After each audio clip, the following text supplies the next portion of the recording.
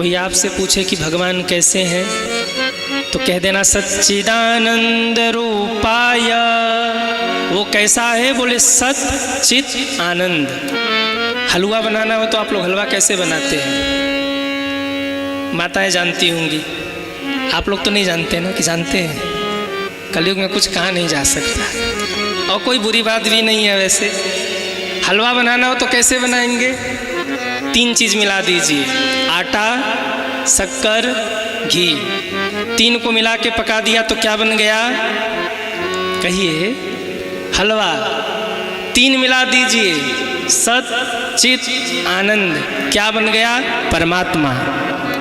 कोई पूछे परमात्मा कैसे? बोले 3 को मिला दो, सत चित आनंद। अब सत्य क्या है? सत्य वो है जिसको झुठलाया नहीं जा सकता।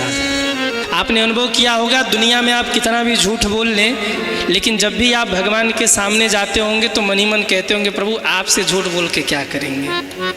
आप तो सब जानते ही हैं मेरे मन की बात, आपसे झूठ बोल के भी क्या करेंगे? याद रखिएगा, दुनिया में आप सबसे झूठ बोलिए, पर 2-3 लोग ऐसे हैं जिनके सामने आप झूठ बोलते हुए कांप जाते हैं। कौन कौन? बोले पहले तो भगवान, दूसरे भजनानंदी संत, तीसरे गुरु।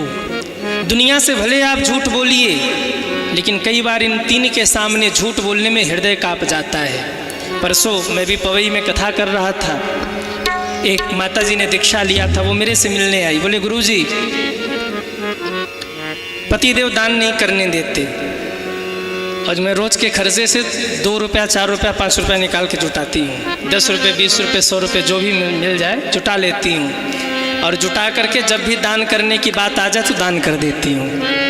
कहीं गलत तो नहीं करती? पति से नहीं बताती? हमने कहा तो बता दिया करो। बोले बता दूंगी तो दान करने ही नहीं देंगे।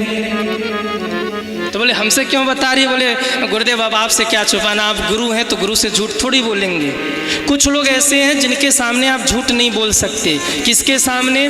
गुरु के सामने, संत के सामने और भगवंत के सामने। गुरु के सामने और संत के सामने झूठ क्यों नहीं बोल सकते? क्योंकि वो परमात्मा से जुड़े हैं और परमात्मा सत्य स्वरूप है, और सत्य के सामने जाकर हम झूठ बोलें तो इसका दोष बोलने वाले को लगेगा। इसलिए सत्य के सामने, सत्य स्वरूप परमात्मा के सामने हम जाकर झूठ नहीं बोल पाते, क्योंकि हम जानते हैं परमात्मा सब कुछ जान रहा है, वो सत्य स्वरूप है। दुनिया नहीं थी तो परमात्मा का अंश आत्मा इसमें विराजमान है। जिस दिन वो परमात्मा का अंश आत्मा इसमें विराजमान है, जिस दिन वो कनेक्शन कटा, उसी दिन ये शरीर भी झूठा हो जाएगा।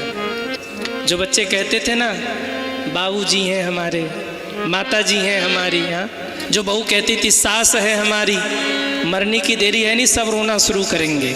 और रोना काहे का होगा? रोना काहे का होगा? अम्मा चली गई इसलिए नहीं, बड़ी वाली कहेगी कान वाला मेरा है, छोटी वाली कहेगी गले वाला मेरा है, बीच वाली कहेगी तुम ये सब ले लो, तुझे की चाबी हमको दे दो। हाँ? जब तक श्वास चल रही दुनिया अपनी है। जिस दिन वो सत्य स्वरूप परमात्मा निकल गए, उस दिन पूरी दुनिया झूठी हो जाएगी। उस दिन तो केवल एक ही बात याद रह जाएगी, राम नाम, राम नाम। अरे बोलो भाई, राम नाम। हाँ, उस दिन 4 जना कंधे पे उठा के सुनाएंगे राम नाम। जीते जी सुना दिया होता तो उसकी भी मुक्ति हो जाती। मरने के बाद जब बेचारा सुन नहीं पा रहा, तब उसको सुना रहे हैं। अंत में वही सत्य रहेगा। क्यों? परमात्मा सत्य स्वरूप है।